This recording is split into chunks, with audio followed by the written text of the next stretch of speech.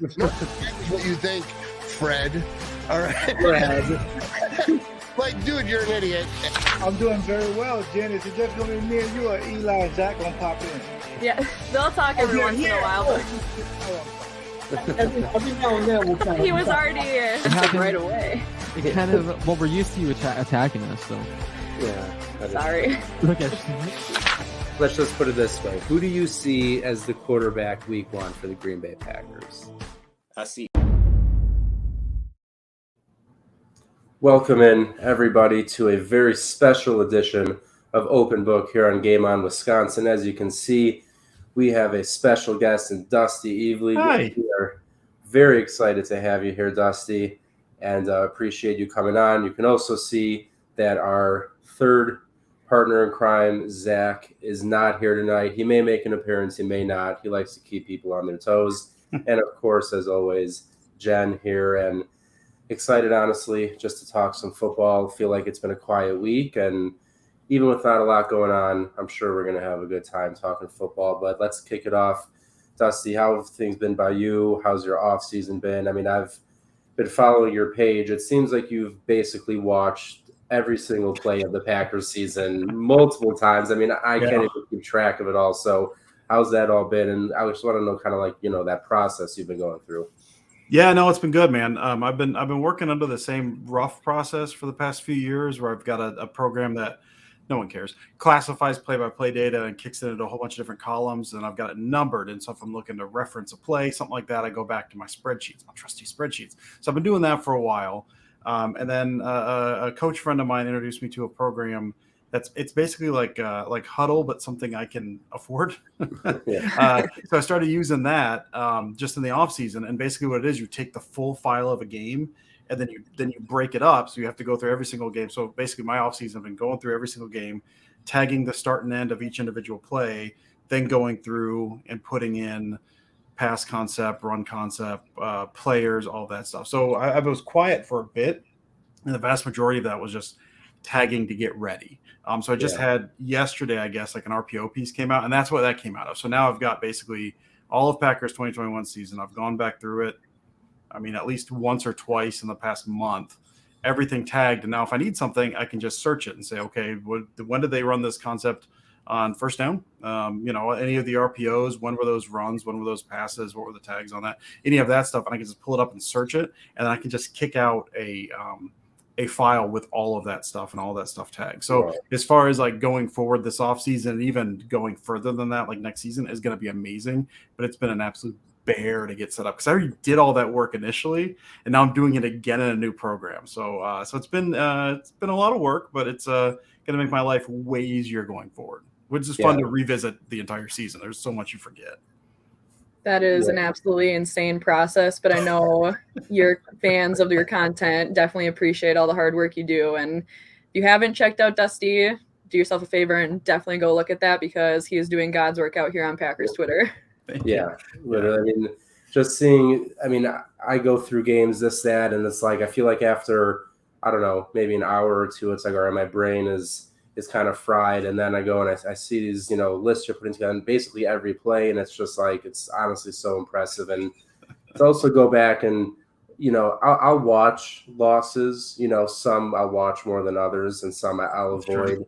A classic one here on Open Book that Zach loves to bring up, of course, is 2014 championship game, which I have yet to revisit. I don't think I ever will. But Zach likes to torture himself and I guess torture us in the process. But it is really cool to see what you do. And obviously now, right now, we're April 7th. So we are, what is it? So 3 weeks from tonight is the NFL draft, which is very exciting. And I wouldn't say this will be any kind of draft special. I think we're all going to be doing our best to, just look at some of the needs the Packers may have and figure out a couple ideas, even just position-wise, that they could go with. And I think the obvious one that everyone keeps talking about is receiver. And year after year, it's been receiver. We need a receiver, and that's with Devontae on the team. And even if you go back to before Randall Cobb left, but after Jordy left, I'm sorry, Jeff. But when it was Devontae and Cobb, it was still, we need a receiver, another receiver. And now it's just completely like, I just don't know how the 20-year streak does not end this year.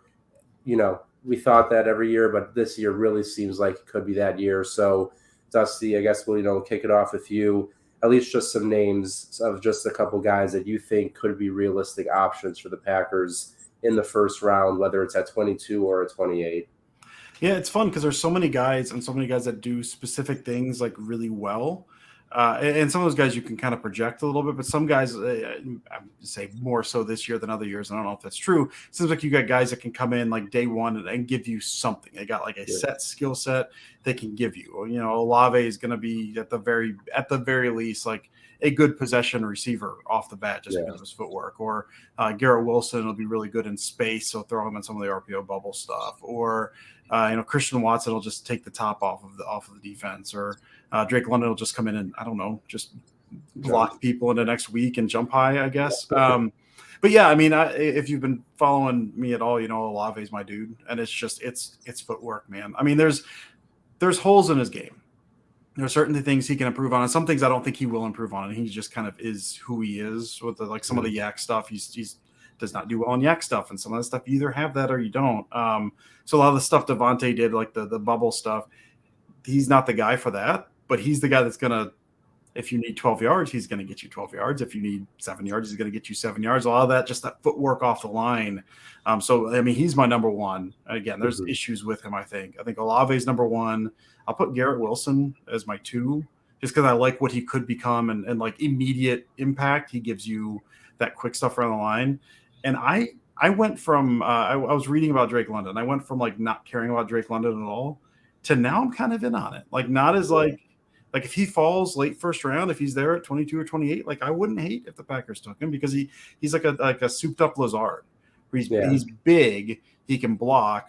He's also going to win. He's got enough wiggle. He's got enough separation. Like you can see what he can become. You still need speed if you get someone like that, but I don't know. There's so many guys, but like and then Watson would be like my next guy, like later on the line, like second, third round, whenever he would drop.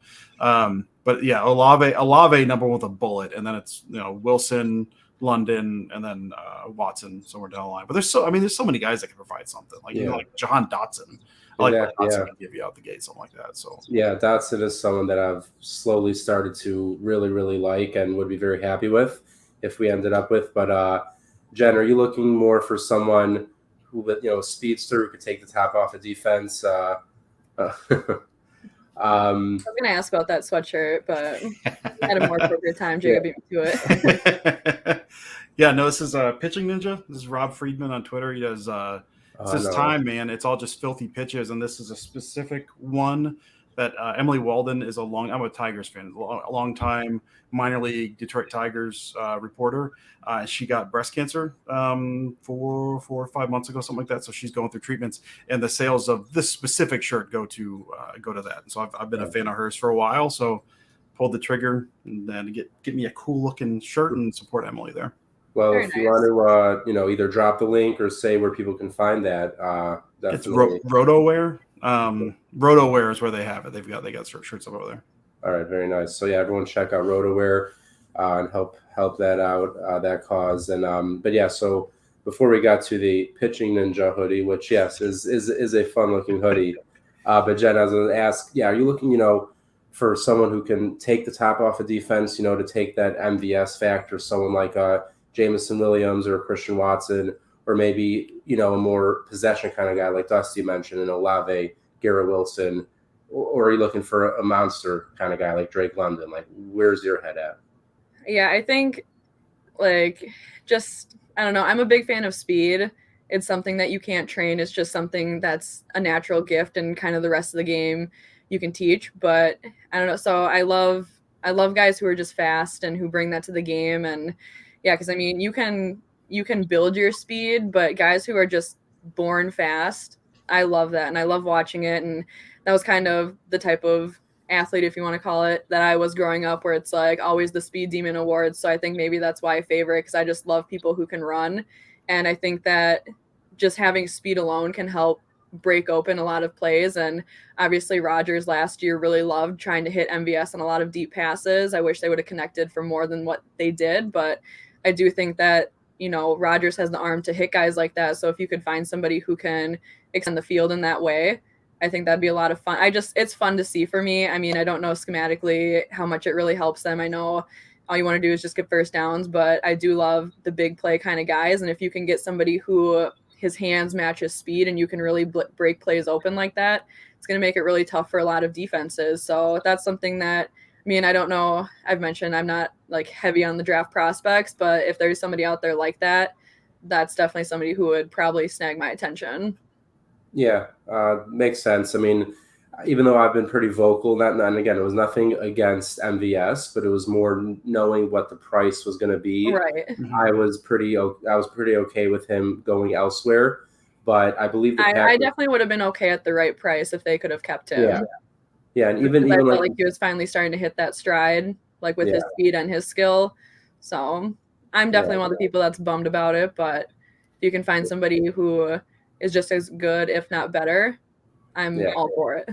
Yeah, so like you said, Jen, where they weren't necessarily connecting a ton on those deep balls, but they opened things up underneath. And I think, actually, Dusty, I think I've seen you tweet this once or twice, but I believe the Packers have, like a 5 points per game differential with MVS on the field. This past year, at the very least this past year, Yeah, so I mean, MVS, who knows? A lot of games, he'll finish the game with 3 catches for 45 yards, but for whatever reason, the defense, they got to keep him in mind. If you just go put one-on-one on him, next thing you know, they will connect on one of those 70-yard bombs. So having him on the field opened it up for Devontae, opened it up for Lazard, Aaron Jones out of the backfield, A.J. Dillon out of the backfield. So having someone with speed would be very nice, which is why someone like Christian Watson, for me, like if they could get at 28, I think would be a great pick.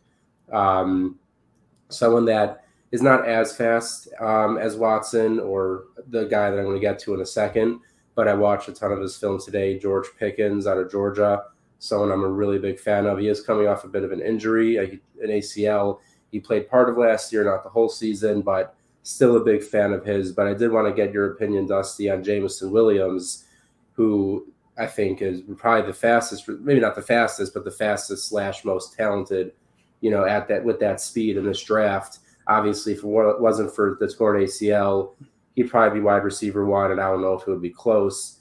Would you feel comfortable, number one, drafting him in general with the injury, and then also taking into account that, basically every year for the Packers is a win now kind of season, and do you think they should be taking someone who's probably going to miss at least a handful of games?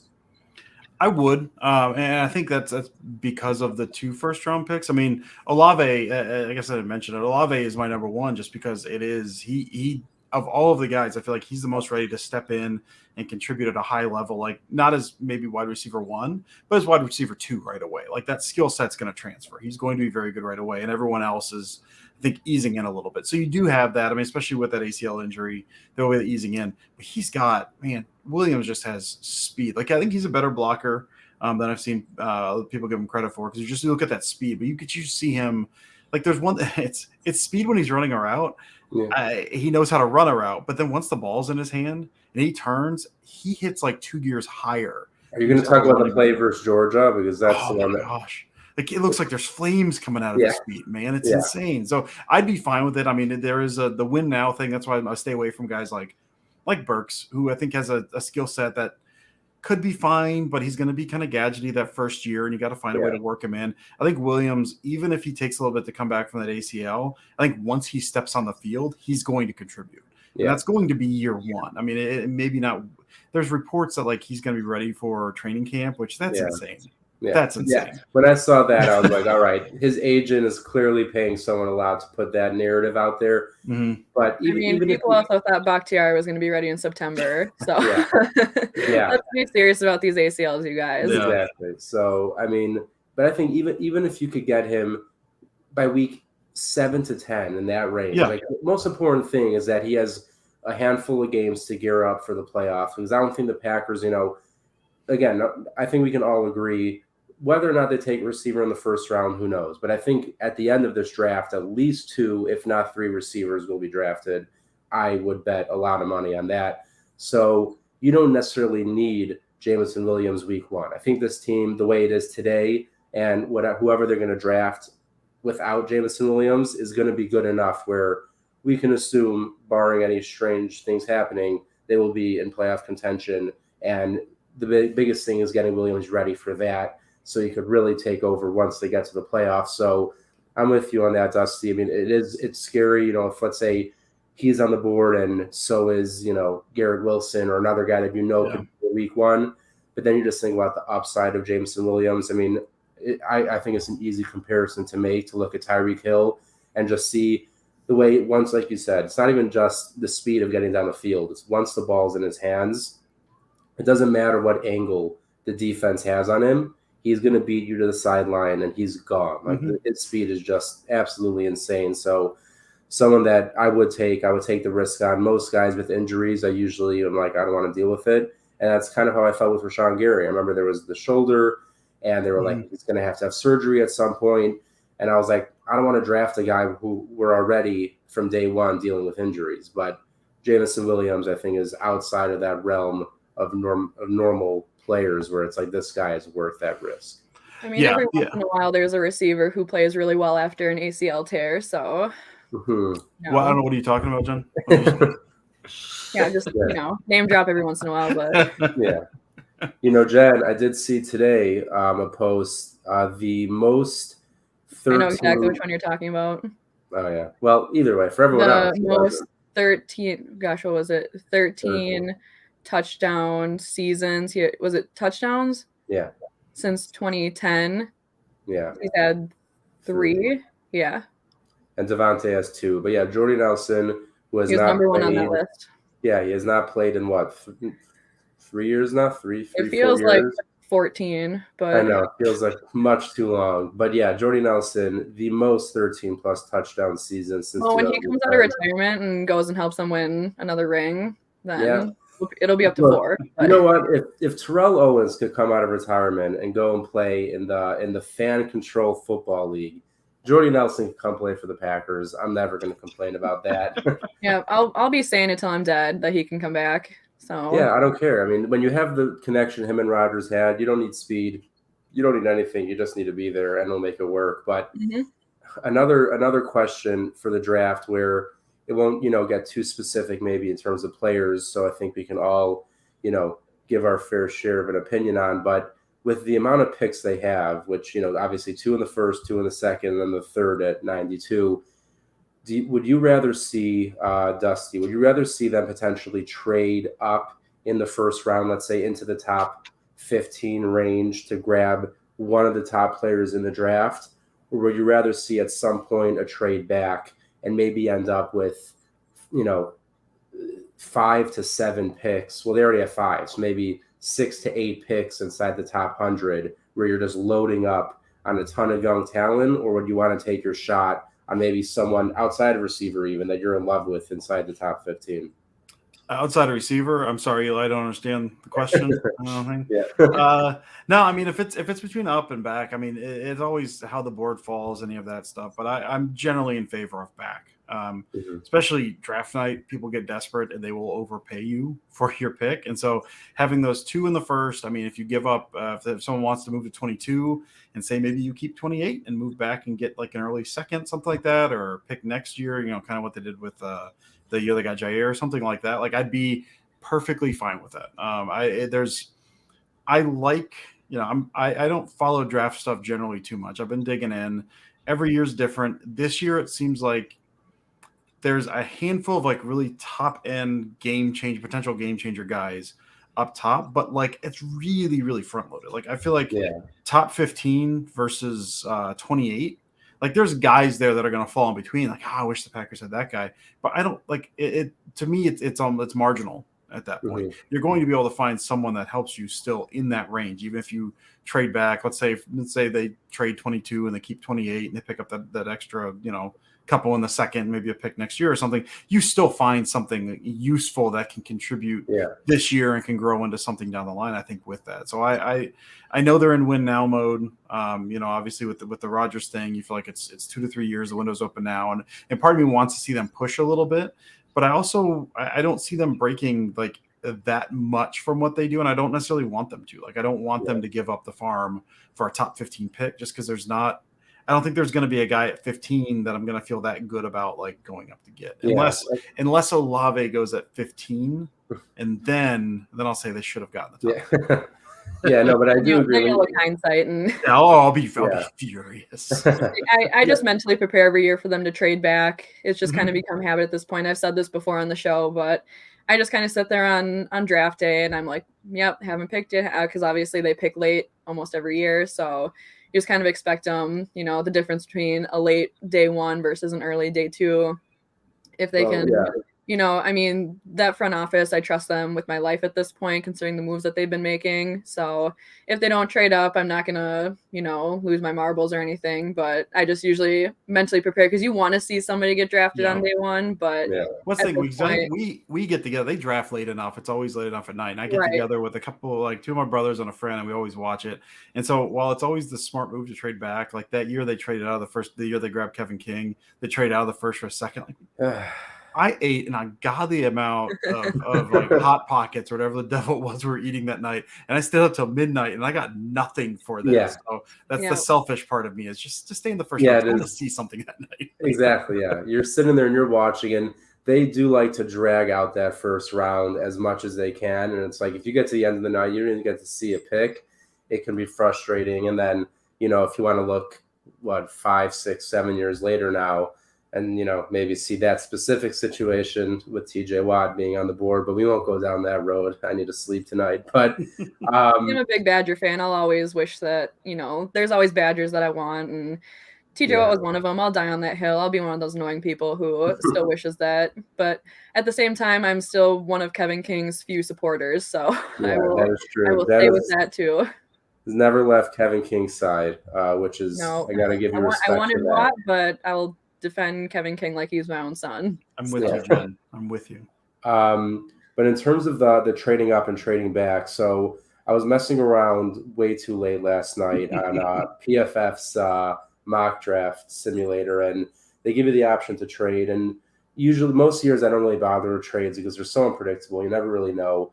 But much like you, Dusty, for me, Olave, like Jameson Williams, him and Olave are like 1A and 1B to me, and probably every 3 hours I go back and forth on which one is A and which one's B.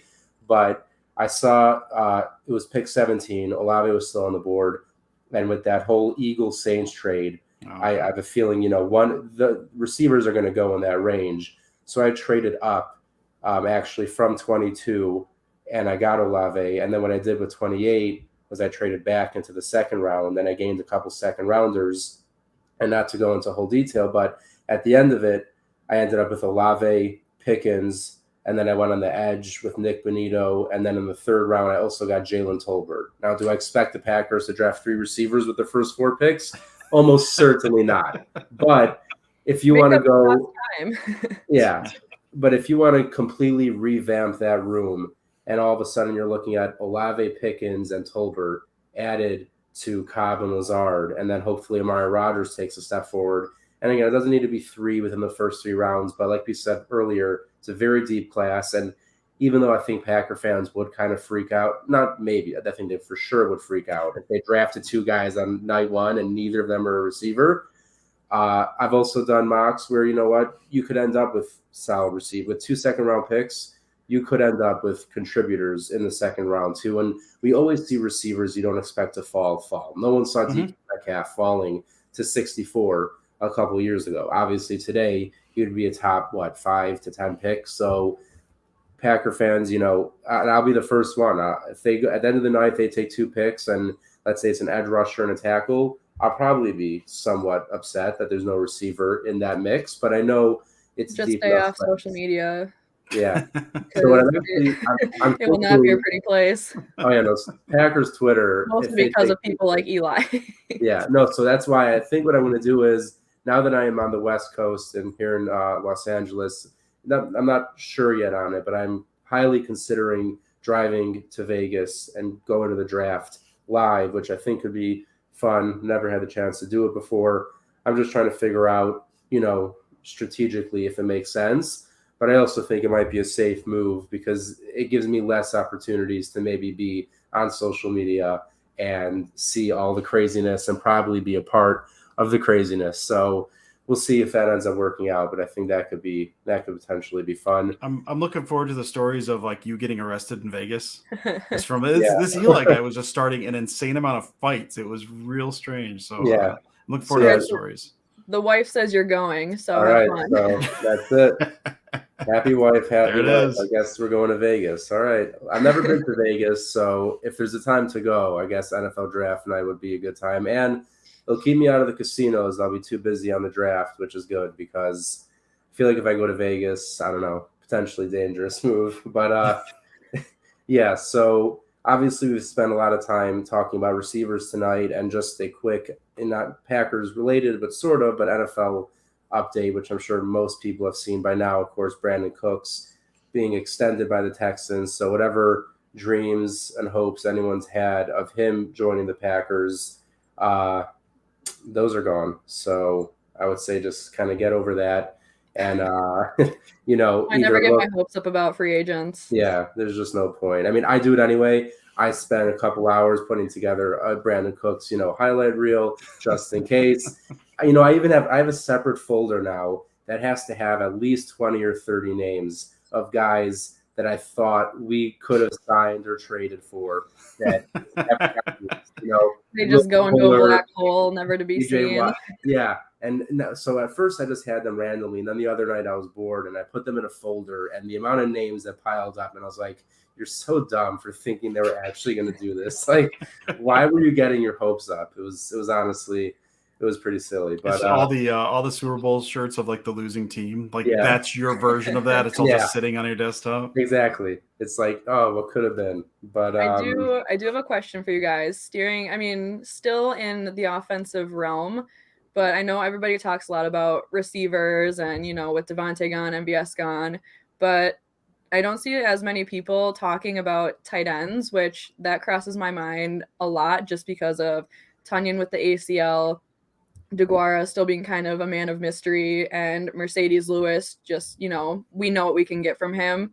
So there's not much production that we can expect from that room. Is there free agents or draft prospects that you guys are interested in, or just kind of like your vibes on the tight end room? Because I think that they do need to add someone, whether it is a free agent or a prospect. But I do think that just to, get through Tunyon's recovery until you can come back, they don't really have like a high production tight end in that room right now, especially, you can kind of look hindsight. It's kind of a bummer letting Sternberger go and then everything that kind of happened afterwards. But is there anybody that, maybe catches your eye, or you think that could fill a role until Tunyon is back? Honestly, I don't really have anyone. I've not looked that much. I mean, the draft, I know there's like free agent stuff. I've not really seen too many people, and the room is an issue, like you said. I mean, it is. Yeah. I mean, listen, Lazard's tight end 1, so it's really not that crazy. But now we're down 3 receivers. 3 receivers. Like DeGuara, I really like, but and you hope usually tight ends, especially like an H-back like that, like you're learning so much. It's usually it's the second or third year before you really start contributing, before you catch everything. So do you think that this could be a potential breakout year for him? I hope so. I mean, his issue with drops concerns me because he's athletic enough and he's shown enough. Like, he's a dog in the blocking game. Like, he's really, really good as a blocker. So he's been contributing that way. He gets separation. His hands concern me. And so if he's going to take a step, he needs to do that. But then even then, he's more of that kind of tweener middling guy as opposed to like a true tight end. But I hope he's in line for a big, because it is third year. But I mean, that being said, then the draft this year, from what I've seen the tight ends, there's not a stud guy. There's not a guy that's going to go first, second round. That's going to be, this guy's going to come in. He's going to do some good things right away. It's a relatively deep class, but I think like it's somewhat limited upside. None of those guys are going to come in and like just blow you away with any one thing out the gate. So that is, I mean, to me, and maybe Eli, I don't know, you've dug in more than I have. To me, that tight end room does seem like an issue, and I don't know that there's a quick fix for it other than, you hope Tunyon comes back healthy, relatively early in the season. You hope DeGuara takes that step. You hope Daphne just keeps being Daphne, essentially, and that big dog just is big dog. I mean, it's limited, and the depth is not great. Eli, have you looked at the draft stuff at all for those tight ends? Yeah, so first things first, free agency. I mean, outside of Gronk, who we all know isn't really an option, and also wouldn't necessarily do much at this point. There's no one in free agency. I mean, the top guy you're looking at really is Kyle Rudolph. So that's not something I would look at. But in the draft, like you said, I don't think like some other years there's a guy that anyone's even talking about for sure for the first round and really not even in the second. Maybe a team falls in love with the guy and takes him towards the end of the second round. But I do think, like you said, like the third to fifth round, there's probably going to be a pretty nice amount of tight ends that go in that range that I think could turn out to have solid careers. Guys like, at the top, Trey McBride out of Colorado State. I like Isaiah Likely, Jelani Woods, Greg Dulcich out of UCLA. So there are guys that could make impacts, but also another point you made, Dusty, which is true, is tight ends almost never as rookies come in and really make an impact on the field. It's just really hard. See, exactly as Lambeau LeBeau said, it's a really hard position because you're not only learning routes and catching the ball, to learn blocking schemes and the run game. So there's so much that goes into it where I do hope they take someone just to add to that room, because right now it's kind of a big question mark. We're hoping Tunion's back sooner than later. We're also hoping he gets back to like that 2020 form, because honestly, while he was playing in 2021, outside of maybe catching a couple touchdowns, he wasn't doing a lot that we were seeing in 2020. So they do need to address it, because I do think also DeGuara, whether he works on his hands or not, like you said, he's more of like that H-back, fullback kind of guy. So I do think they could get someone in maybe the fourth or fifth round. I think in that earlier mock that I mentioned, I grabbed Isaiah Likely out of Coastal Carolina, who happens to be someone that I also like, who I think they could get in that day 3 range. So, yeah, definitely true, Jen, and it's a good point. Like, everyone wants to talk receiver, but tight end is for sure an issue. And if you go in week 1 with simply DeGuara, Mercedes, and Daphne, you're basically saying, all right, we're going to get some good blocking and maybe like 11 yards of receiving. Like, you're not necessarily going to get a lot out of that group. So I do hope they draft someone who's, I think they have so much like blocking pedigree at that position. Like, go and draft like more of a receiving tight end. Someone you can line up in the slot, off the line, a little bit faster, a little more athletic, and almost kind of just be another, like you said, Alan Lazard, like a bigger receiver who at times can block, but I don't think they need to focus as much on getting that versatile blocking and receiving tight end, because I think they kind of already have enough blocking between DeGuara, Daphne, and Lewis. Well, you can teach that to some extent. Like, I'm a big fan of Jelani Woods just because he's a freak, and like can like he's going to get you with athleticism. And if he hits, he's going to hit big, and you can teach like block. It's nice to have a really good lockdown blocker, and you need. The way they run that offense, you need guys that are willing to do that, or else it's really hard to get by because you got to sell some of that stuff.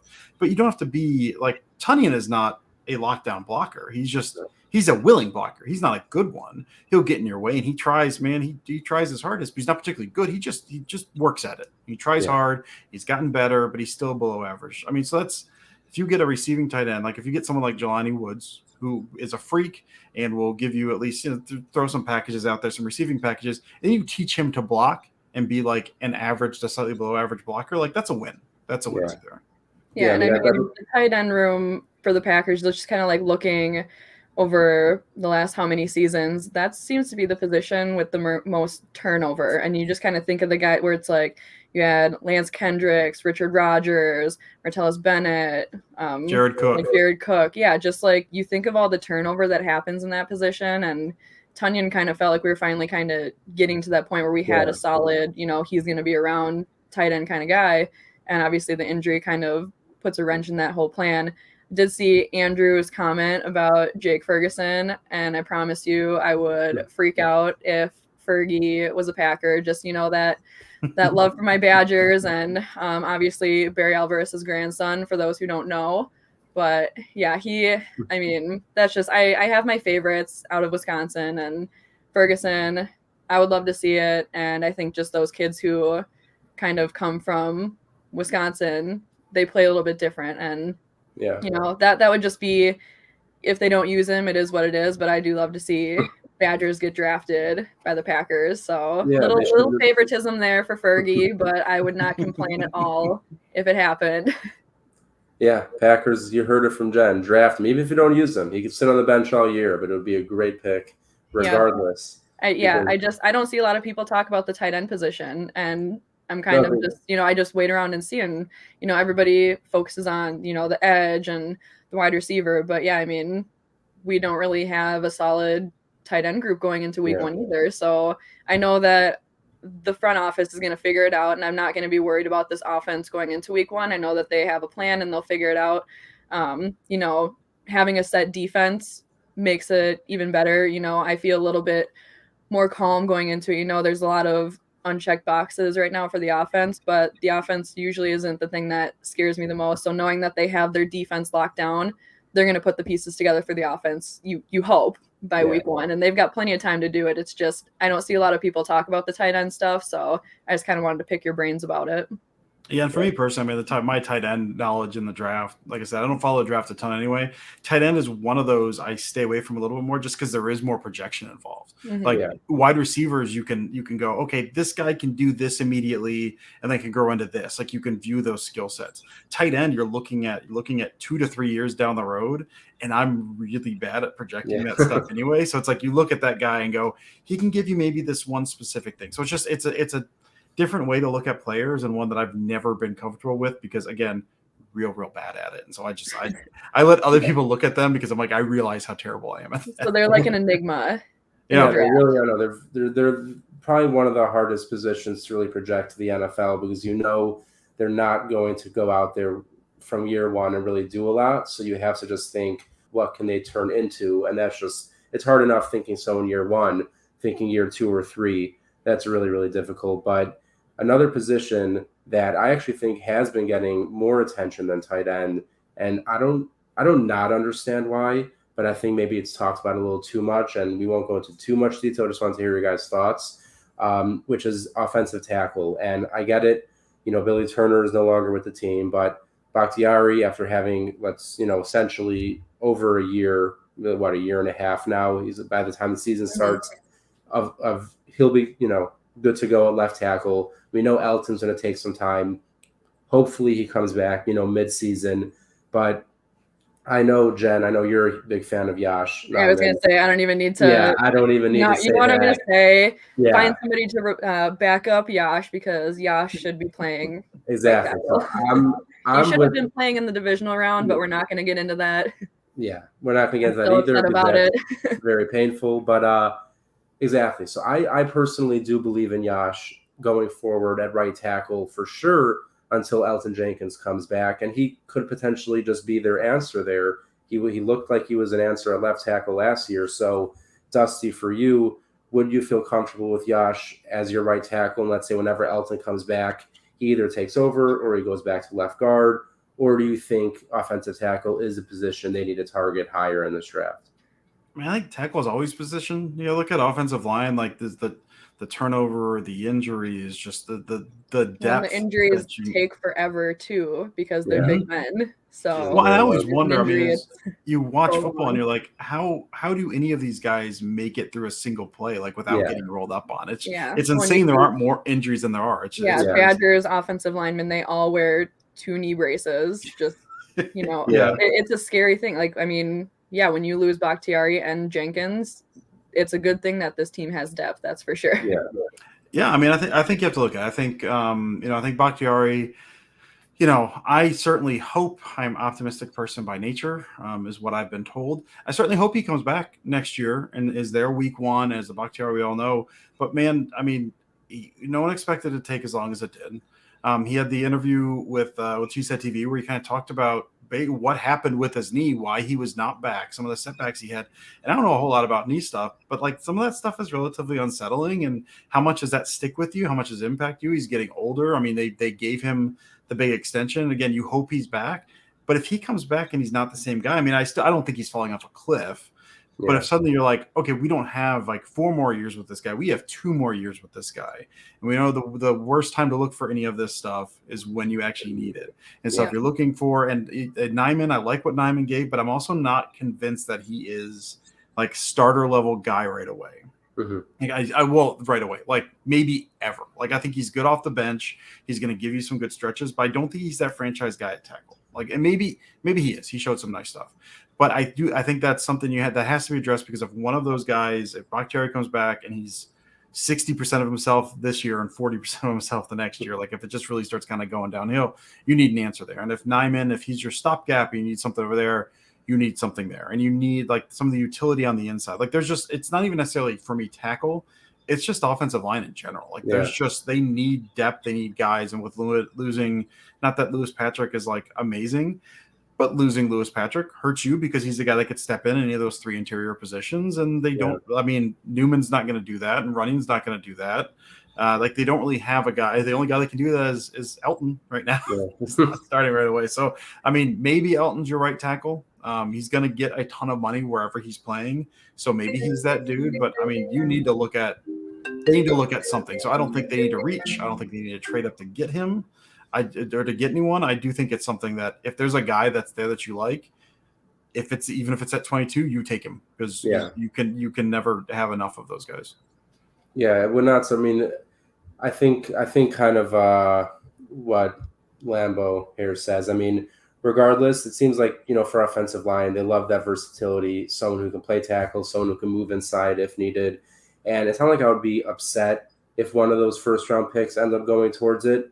I just don't think it's necessarily as much of a need as some people have made it seem to be. But yeah, I would say if, let's just say there are no trades and they take the 5 picks in those top 100 that they have, I would certainly hope at least one of those 5 is going to be a tackle that could potentially have some, or it could be an interior guy that has versatility to move out. Mm-hmm. So I think that's definitely a possibility. But I think that basically covers our draft coverage here for tonight, and it was definitely a lot of fun to go through that with you, Dusty and Jen. But before we head out, Dusty, we all know you are the master of horror movies, and we need to know what is the newest movie, the one that people they've got to be seeing right now. Which horror movie's been on your mind? Oh man, so I'm gonna look because I've got a list that I keep up. I just watched one the other day called Scare Campaign. That's not necessarily good, but it is fun. I like that one. The new Texas Chainsaw is terrible, but man, there's some scenes in there that just like the final scene. I'm never getting that one out of my head. Like that. I read your review on it. Actually, I believe I remember a lot of goriness is what I remember. There was a lot of goriness. A whole lot. People just getting sliced. It was awesome. When I won't take a ton of time. The new Wrong Turn was really, really good. They kind of rebooted that. I watched, I think, all 5 of the original. That really got bad over time. The new one was really good. I really dug that one. And the last one that I'll throw out there, that was one I had just seen for the first time, is called Cherry Falls. It's on Shudder, which is like a horror streaming service. It's mid 2000s, early 2000s. Real cast of that time. Brittany Murphy's the lead. R.I.P. Brittany Murphy. Jay Moore is in it. A whole bunch of other people, but the concept, it's not usually the slasher movie. It's the girl who does not sleep with anyone. She's the one who survives. Yeah. This is the killer is killing virgins, and so you take that and you twist it. And so it was fun. It was one I hadn't seen before. It was funny, really good kills overall, which I'm a big fan of personally. Big fan of kills. So those are the ones I'll throw out for now. I have Friday the 13th Part 4 on right now, which is one of my favorites. That's kind of a big one. I am not a scary movie, horror movie kind of person. I think like the paranormal stuff, can't do it, won't do it, won't sleep for weeks. We'll have to sleep with a light on. I do remember seeing, what was it, Cabin in the Woods. I think that might be my level of good. What I can handle. I think that's like, I can do that and anything less. But I remember even what was the knockoff of the Paranormal Activity is Haunted House or something, whatever it was. Even that was kind of tough for me, and it was supposed to be funny. But like the scary movies stuff, or whatever. I would rather see blood than cabinets opening for sure. Yeah. But the goriness doesn't scare me as much as like the possession of a child, like the demon possessing a child. Sure, I definitely stick more with the rom-com. And Dusty's like, give me all the possessed dolls. Dusty's like, I want possessed like gore. Yeah, I'm on Annabelle, all of it. Killing people, slicing them up. Yeah. So no, that's it. Yeah, I like the only thing, the thing that gets me, not a whole lot scares me at this point. I didn't get into horror until like mid-20s, so not even in like lifetime. I just have watched a lot. There's not a whole lot that gets me right now at this point because I'm old and I don't care. I don't know if I'm gonna die, I'm gonna die. I just bring it on. I don't care. Some of like the real like home invasion stuff will get me occasionally because that's like the like so like the first Strangers movie, something like a funny game, something like that. That is like just a random home invasion, could happen to anybody. Those will get me more than like. And then you start thinking about your family and this, that, and then it becomes more of a different thing than something that is out of this world, maybe. But I think There's last a lot time of horror movies out there that make me never want to date again. So that. Or like, what is it? Is it Psycho? The one where he kills a lot of. Am I thinking the right one? Where it's American Psycho. Where that one, it's like it interests me and I want to watch it, but I know that it's gonna ruin my life, so I just avoid it. I know my roommate at one point watched it, and I was like, it looks interesting, but I would be afraid of ever going out in a social situation ever again. The original Psycho is an all-timer. If you've not seen the original Hitchcock Psycho from 1960, that's an all-time movie right there, and that has nothing to do with like American Psycho will mess you up, but the original Psycho, so good. I don't like jump scares, and I don't like paranormal, but zombies definitely. Like if you throw a zombie in any movie, absolutely not. There's something about those that just freak me out. Even trying to play the COD games, zombies was tough for me. Didn't like it. See, I don't mind zombies. I think they're absolutely where I draw the line.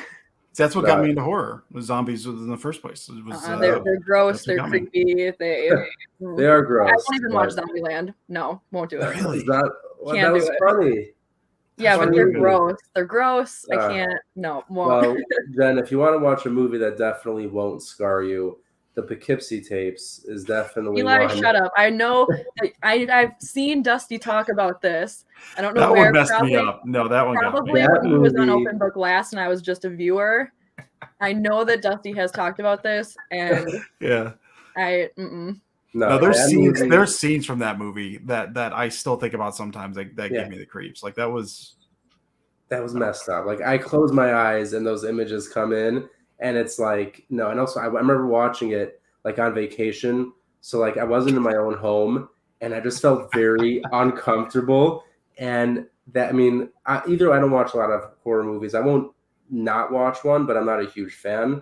But when I saw that, oof. Did I tell you to watch that one? Why'd you watch that one? My brother forced me to watch. He basically sat me down and like tied me to the couch and was like, "You're watching this." And so it was me and my two brothers, and one of my brothers straight up, he left. He's like, after the first 5-10 minutes, like, I'm out, I'm done. He left. I was already too wrapped up in it, but I wish I would have followed his lead because, like you said, Dusty, some of those images do not leave your mind. Well, I don't know one of those movies that like looks like somebody is recording it themselves. It's found footage, and the thing that really got you, I don't know when you watched it or how you watched it, Eli, but for the longest time that movie had no distribution. It was made, it was two brothers, I can't remember who made it. The only way you could find it was essentially like bootleg tapes at horror conventions that then would get passed around the internet. So I had this whole weird, like it didn't get distribution for 10 years. So if you watched it, you had to know someone who had a bootleg copy of it, which made the whole thing like that much creepier because it wasn't like, I know it's not real. Like I knew it wasn't real, but that whole like, I had to know a guy who knew a guy. So you watched it like a while ago then. I watched it. No, so I watched it a couple of years ago, but I do think it was on like Amazon Prime or something. Yeah. But my brother convinced me it was real. I think the movie at one point maybe says it's based on a true story. Maybe not. Maybe right. I think it does. And I was happy to hear that. I think it was from you. I was happy to hear that it was not real. It made me have a little more faith in humanity. But then you got to think, who thought of this? Who sat down and thought, let's make this movie? Because I think those people need to be on a watch list because that is concerning on its own. Yeah. Yeah, I think when I watched it, it was like I knew a guy who knew a guy, and I got a burned copy of a DVD in a sleeve with that handwritten in Sharpie. Oh my gosh. It's like you put that in and you started like, so you're 5 minutes in, and you're like, holy crap, like what am I watching? Who did I get this from? Like Yeah. No, so definitely, if you do not like that kind of movies, do not watch the Poughkeepsie tapes. But No, I'm gonna throw one more out there. I'm gonna throw out Hellhouse LLC. I don't know if you've seen this. It's a found footage horror movie about people setting up a haunted house, basically, and it turns. And that one, when that starts going, that movie is nuts. So that one's Hellhouse LLC. I think that's on Amazon Prime as well. That one's real good. I won't even watch that go one, to Jen. normal That'll put haunted you. house. I'm not gonna That'll watch put you to that. sleep. I hate haunted houses. Like I don't like haunted houses. I don't like because being scared. Well, I'm convinced someone's going to be in there. That's going to kill me. That's going to come out and stab, and everyone's like, "Oh, it's part of the show," like the beginning of Scream 2, and then I'll be screaming, and they'll be like, "Oh, look, like he's pretending," but I'm not. I'm dying. Yeah, I'm really not pretending. Yeah, no, I'm really not. This is no joke, guys. I think even if I participated and volunteered as one of the scarers in a haunted house, I still won't be able to do it. Yeah, especially after watching Hellhouse LLC, you absolutely will not do that. Well, I will not be watching that, so do that, Eli. Watch that one. Yeah, we'll see. Maybe I will check that out. I do like them on occasion, so I will check it out. But once again, Dusty, thank you so much for coming on. Thank you. Really appreciate it. Was a ton of fun talking ball with you. And just before we go, plug any work you're doing, where everyone can find your writing, film breakdown, all that kind of stuff. Sure. Yeah. So I'm doing, it's off season. So I'm settling in my off season routine. Like I said, I went dark for about a month and was kind of getting ready. And so yesterday, a new piece dropped over on Cheesehead. That's all the Packers' use of RPOs and numbers and all that, basically like when they ran, when they passed, the averages for each. And I've got, I think, clips for every single one. So I've got cut ups for every single RPO they ran. Yeah. One of them, I think they're the bubble handoff one that cut up was like 35 minutes, and the whole thing's there if you've got nothing but time and want to do it. So I've got everything on there. I think my next one, it's either going to be next week or the next week. I'm still trying to piece it together. Thanks, Labo. Is going to be either their red zone packages. So I've got that broken up by high red zone, low red zone, and kind of, again, like success. What did they do? What were some trends? What worked? What didn't? All of that stuff. And then explosive plays as well. Okay. I've got some of those kind of cut ups made, and again, kind of going through those. Got my spreadsheets up and all of that, and so it's going to be the red zone or explosive plays next. And I think after the draft, I'm getting into specific concepts. And so right now, that's all going to be on Cheesehead. I'm likely going to end up doing something on Packer Report at some point, but I'm still trying to piece together what that is. So that's what I'm doing, man. Right. Head down and just looking at nerd stuff. Well, we really appreciate you coming on here. It was fun. You and I actually getting to talk for the first time. I think the only other time we did a show together was the AJ Dillon one. So we can't actually communicate with each other. We just were on a panel next to each other. I saw your face. We did Ramage at one point. Me and you were on Ramage at one point. Oh my gosh, we were. So it was like a last minute thing. I don't think we had very long, but it was like, I think he asked me 15 minutes before, and I think he asked you the same thing. So yeah, I completely forgot about that. Well, it was nice talking again then. Always a pleasure, always welcome here. And no, this was awesome. Yeah, thanks for having me on. I mean, both of you guys, Eli, we, talk occasionally, and always love what you're doing and appreciate seeing your work out there. And Jen, same for you. I love, love your voice, love what you're doing. The Geordie thing, you got the Geordie thing.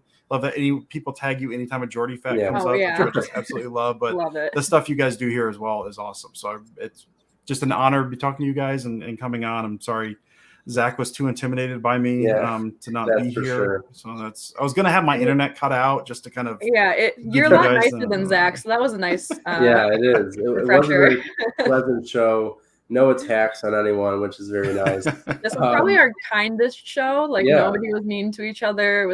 That's just the kind of vibe Dusty brings to the table. Yeah. I'm trying, man. Trying. So again, just before we head out, make sure to follow Jen on Twitter at BigMac_4. And even though we like to tease him, obviously make sure to follow Zach at It's Zachary J.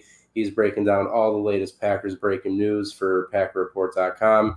And our wonderful producer, as always, at Mertens_Andrew. And you can find all of my work on Twitter at BookofEli_NFL. Everyone, again, thank you for tuning in. We'll see you next week as we get closer and closer to this draft. I am looking forward to it. Have a great night, everybody, and go Pack, go. What you think, Fred? All right. Fred. Like, dude, you're an idiot. I'm doing very well, Jen. Is it just going to be me and you, or Eli and Zach going to pop in? Yeah, they'll talk every once in a while. But Every now and then we'll kind of. he was already right away. It kind of well, we're used to you attacking us, so.